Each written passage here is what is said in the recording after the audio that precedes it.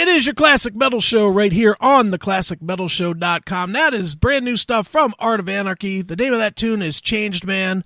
And on the line right now, we've got a guy that, I don't know that he's a changed man, but he's at least changed bands a little, sort of. It's the guitarist of Art of Anarchy. It is the mighty Bumblefoot. Bumblefoot, how are you, man? Good. How's everything? Excellent, man. Dude, I have to tell you, and I have to tell you up front, I have both records. I had the first record from when it came out in publicity, and it took me a while to get it, which is kind of strange because I'm a huge GNR guy. I'm a huge Disturbed guy. I was a huge STP guy. It like all the elements were there for me to love it, and it just didn't grab me right away. I think. And tell me if you've encountered this before, and even now, with Scott Stapp stepping in with the Creed thing as well, I think people come into this band with an expectation of whichever band they like the most it's going to sound like, and then when it doesn't, it takes a while to come back around to it. Are you experiencing that any? I think with the first album, there was more of that. It was not what people were expecting, right. But a lot of what I heard was that people liked hearing Scott Weiland singing with heavier music. They Sure. did like the heavier side to it all. That's one thing I did hear a lot of. Okay. But, it's just been a weird evolution. This is not the typical band story of high school kids meeting up. It's like, hey, you play drums, I play guitar, let's jam. And it turns into a band, and they get a record deal, and the rest is history. This has been a brutal, right. turbulent climb. But it started off with organic, natural, normal intentions. It just evolved into things that we didn't expect it to. Like, it started off, it was just John and Vince. This really began 20 years ago. Okay. John and Vince, they were teenage kids. They had bands in New York, and I had a studio, and I was always their engineer, and sometimes I would produce. So we worked together back then. We always stayed friends with them, with with their parents, sorry. And then in 2008, I put together this little all-star jam for a benefit show, and John and Vince came out to support it, and it was out in Vegas, and they came up and jammed, Okay. and it put the fire back in them, and they wanted to, that actually did it. So I didn't even know that until 3 years later. They surprised me and said, hey, we got 10 songs that we wrote, and we want to make the album that we always wanted to make. In the past, labels and other producers, they were always forcing us to compromise and try and be like something we're not. And we just want to do something that's really honest. Okay. And they had these 10 songs that were really unusual songs. It wasn't the typical formulaic stuff. Mm-hmm. But this is, they didn't want to do that. They wanted to do exactly what they wanted, how they wanted to, and do something that was truly an expression of them. Their old school Megadeth, Metallica, and Kiss, even roots that they had. So brought them into the studio and laid down the music. And during the process, there was a lot of, hey, Ron, why don't you grab the solo on this? What would you do here? Why don't you throw the guitar down? Next thing you know, I'm throwing guitar in there as well. Right. And then the idea was to get a bunch of different singers to be guests on each of the songs. And Scott Weiland sang the song Till the Dust Is Gone, and it was great. And then it worked out where he was doing the whole album. Okay. All right. And then John Moyer joined in on bass. And next thing you know, we have a record deal on Century Media. Okay. And this thing is now growing beyond what they originally planned. They just wanted to make this album just to get their rocks off, Sure. to make something that they would be proud of, that they would enjoy, and just for themselves, for the enjoyment of music and for the love of making music, and had no intentions or expectations, but it grew, and it grew beyond what they were planning. Sure. So what happened was the album came out June 2015, and with that, everybody had this freedom where, best way to put it is, it was like this, through the canvas, and they threw their paint on it. Anyone could throw their paint on however they want, and it's cool. It's everyone's thing. And no one's going to tell you how to splash it on there. You do what you think is representing you for it. So that's what Scott did. That's what all of us did. That's what I did. Most of my guitar work on that is just all first take stuff. Okay. Just whatever just felt right at that moment. So the album came out June 2015. Scott Weiland completely distanced himself from it.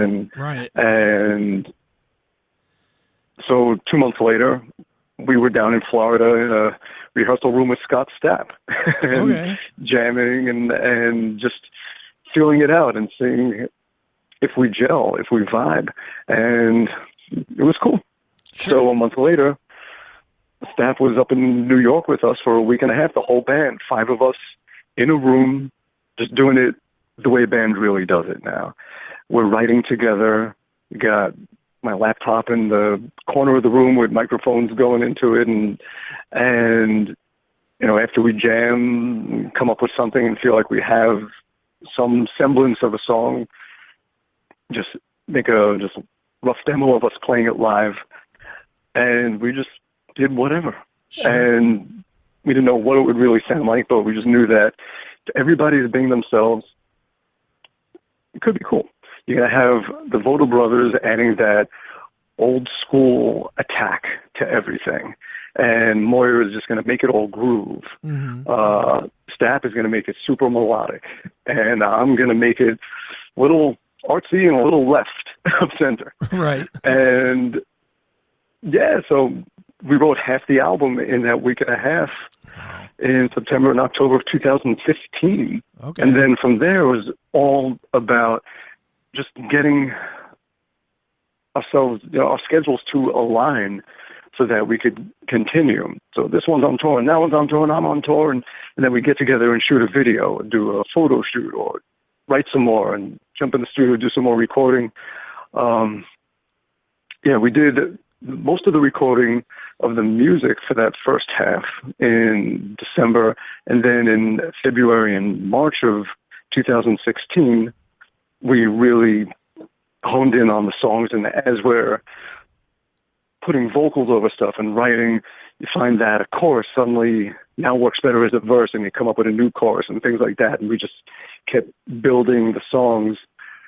And half the album was done by March or April of last year, and then got together again in June and wrote and recorded some more, and just kept on doing whenever we could in September. And then it was only this past January, that we finished the last 3 songs and the mixing and delivered it all right on the due date on January 14th. That's crazy. But it happened the way a real band does it. That's the interesting thing, is that it was all this, I don't know what to call it, evolution, that brought it to the point where it became something organic and what you think of when you think of how a band does things. Sure. And I think you could hear it more on this album. The first album was very, I'm not going to say self-indulgent.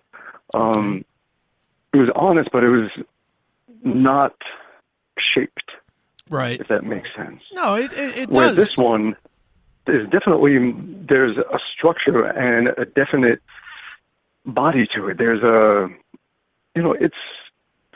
you have 5 definite guys that all bring something in and brought it in equally, and it's something. Sure. Yeah. It's something real now. Mm-hmm. It really is. Not that the first album wasn't, but now you can tell the difference. Sure. You can absolutely tell that there were 5 guys in a room writing together, and a lot of this stuff. No, you can. It definitely feels. The first one felt like a project, and I don't know how to put it other than that. Yeah. The first one felt like a project. This one feels like a band I can expect to roll through town, if that makes any sense at all. Exactly. You're right. It does. let me go backwards a little bit because you gave me a lot there to kind of pick and choose from.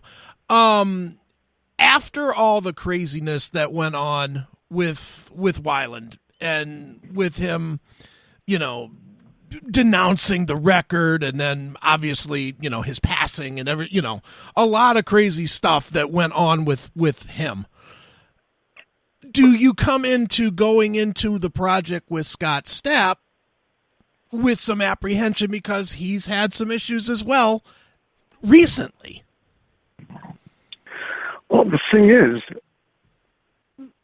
Scott Stapp is completely focused and dedicated and devoted to being on a healthy path. Okay. He surrounds himself with people that support that, including this band. Moyer, he'll drink a little, but he doesn't have a problem or anything. But me and John and Vince, we don't drink. We've never done drugs in our lives. Right. It's definitely the right kind of environment for someone that's looking to stay clean. And also, for us, we want someone that's going to be clean as well. We have a responsibility to each other to be at our best and to everybody that deserves nothing less. Right. And we take that very seriously. Sure, definitely. So, yeah. So I'm not worried about it. Okay. And, as soon as we met him, we knew it's like, all right, he's good. He's been through a lot, but you can't fault people for that. You go through what you go through. And it's all about how you respond to that, and do you let it break you, or do you make it, do you get stronger from it? Sure. Now, when you say you knew, did you know because of the sound he was making, the person he was, some of both? I mean, I'm always curious on that, how, especially when you change singers, what it is. I don't even know how to put this, and I'm not a band guy, but it was the person. Okay. It was the person. It was when we went down there to meet him, and we were just hanging out at dinner. You know that it's not going to be a problem. Right. Sure. Definitely, man. Yeah. Well, let's talk a little bit about the record itself. I have been praising this really for about a month since I got it, because I think literally the day you turned it in, they must have turned it around to send it to guys like me, because I've had it. I literally have had it at least 2 or 3 weeks. So it really did not sit long. Listening to it, it's very diverse, which I think a lot of that comes from you. It does have some powerful parts. It has some soft spots, like the song that we played to open up, "Changed Man." Sounds very sort of Creed-ish, which certainly Stapp has something to do with that. But at the same time, it has elements that you all brought in from your various projects. Is it difficult for you guys that have such a diverse backgrounds, very diverse musical backgrounds, to find that middle ground to create music that's got mass appeal to it without being quote unquote formula rock or radio rock or whatever?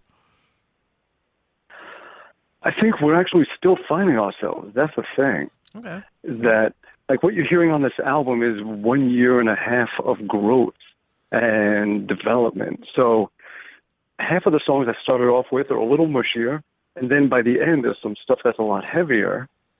There were some points where we had outside writers, working with us, like David Draymond came up with the vocal melody for "Echo of a Scream." Okay. The la la la la la la la la, that whole la la la.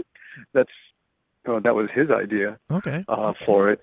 So yeah, there's a lot of growth in there, and you could kind of tell, like, if you listen to the songs "No Surrender," "The Madness," "Changed Man," "Won't Let You Down," that was like the first batch that we started with. Okay. And it is more Creed-ish. And then the last stuff we were doing was like "Echo of a Scream" and "A Light in Me," which was hitting harder. Sure. So I think even in that 1.5 years, we changed. Like, if we put out an EP a year ago, would have had those songs on it. And then if we put out the next EP, it probably would have been, all these heavier songs.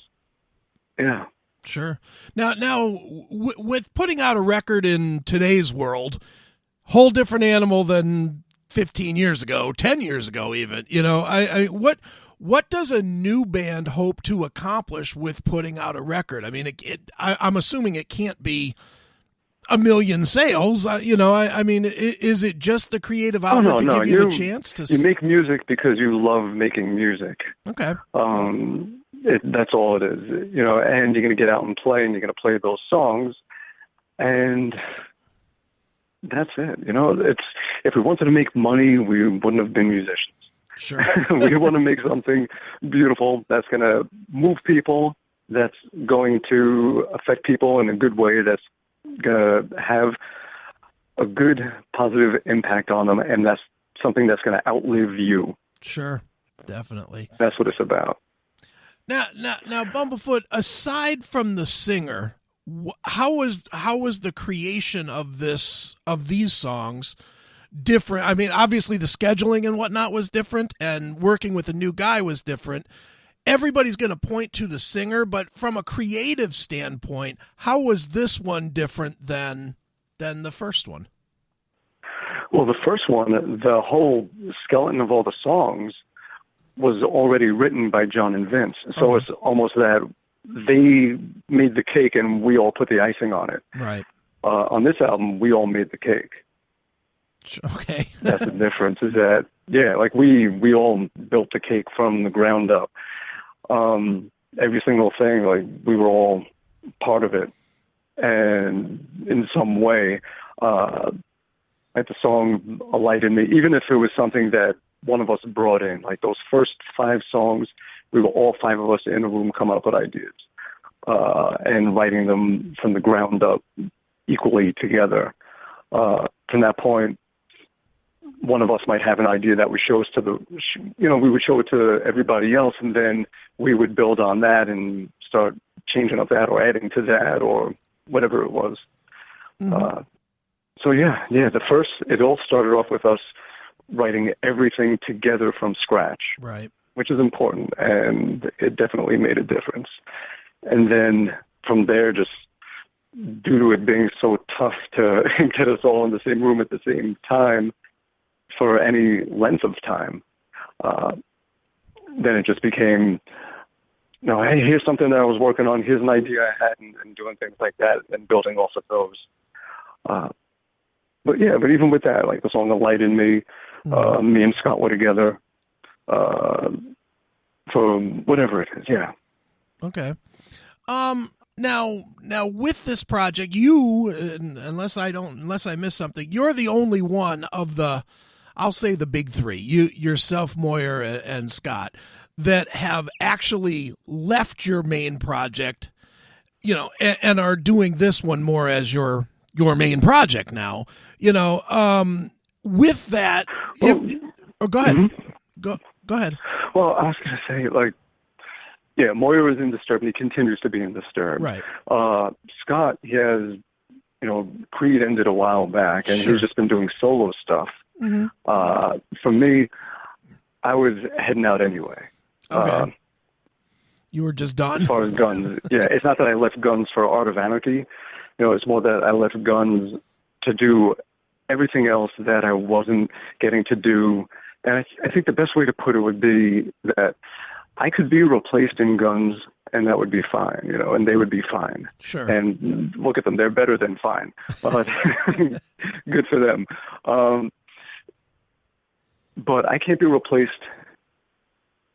in my things. I can't be replaced in everything else that I do, whether it's writing things for a movie or making my own albums or whatever it is. And, that plays a role. And it's not about money. It's not about how big the stage is. It's just about what you're putting into the world and being true to yourself and adding something of uniqueness to this world. Sure. And I wasn't doing that, so I needed to go. I had overstayed my time, and it was great, and we made a lot of people happy with a lot of shows together and guns. Sure. But it was definitely time for me to go and get back to doing the other things those other things were the reason that I became a musician in the first place, that I wanted to make music since I was 5 or 6 years old, and I had to be true to that. Sure. Now, do you worry that the momentum with this project, though, could get stalled if Disturbed decides to come out of hiatus and do another record sooner than expected? Or, there's always talk, and especially now with Scott proving that he's healthy and whatnot, there's always that talk as well about a Creed reunion as well. Do you worry about the momentum of this project, which you're clearly focused on, being stopped in any kind of way because of the other projects? Well, I think we're all focusing on this until we can't. Okay. I'm not worried about it. The way I look at it is, whatever time we have, and we'll cross those bridges either way, whatever happens. If those bridges come, we'll cross them. But it's okay. And if Art of Anarchy, if we had to press the pause button on it, what would I be doing? I would be putting out Bumblefoot albums and doing tours and working with the State Department, doing these cross-cultural programs, and I would be making music for TV shows and movies and video games, and I'll be producing a bunch of bands, and I would be doing guest stuff with a bunch of people. Sure. And all these guest guitar solos in the studio and co-writing with people, and it's all right. So in other words, you're going to be able to continue making music no matter what. Oh, yeah. Cool. It's all right. Very cool, man. Well, dude, the name of the band is Art of Anarchy. Bumblefoot, you are the guitarist. It is a really great band. The name of the album is The Madness. And as a tradition here on the show, we always let the artist pick a closing track from the record and maybe tell us a quick story about it. So what would you like us to wrap this one up with? Let me think. Hardest question of the day. Maybe, I know. The clock is ticking. How about, you know what? Won't Let You Down. All right. And why that? Why that one? That was one of the first songs that we were working on together, and I think that was the song when we did it, where Scott actually stood up and said, "This is it. This is the moment." I was like, what's that? Like, there's a moment when the band feels like they're a band, and it just hit. It just happened. And it happens with a song that you're writing, and this is the song. I'm pretty sure, I hope it was this song, but I think it was this song. The music to this was something I had in the back of my head since I was 18 years old, just waiting for the right situation for it. And while we were working on songs and writing, I said, "Hey, what do you guys think about this?" And I played them the verse and chorus, and it became, it was this song. And then John came up with the verse for it, and rather the bridge, and Scott came up with melodies, and yeah. All so right. This is our first song of, it's our batch of songs, our first batch of songs, and the one during the writing process where we said, all right, we're becoming whatever we're going to be. Perfect. Well, let's check it out right now. This is brand new stuff. It is Art of Anarchy right here on your Classic Metal Show.